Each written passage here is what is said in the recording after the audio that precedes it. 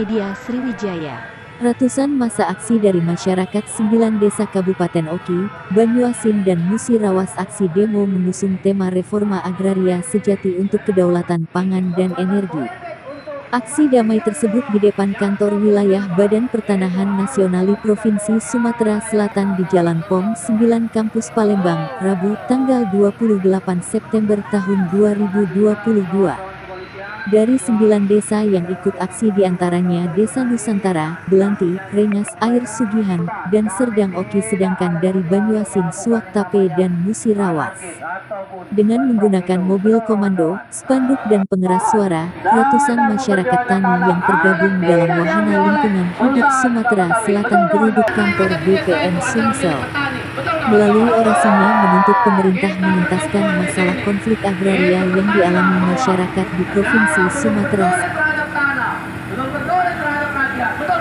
Kita mendatangi kantor ATR BPN. Ya karena itu tadi. Di tiap-tiap desa bapak-bapak ibu-ibu sekalian. Betul.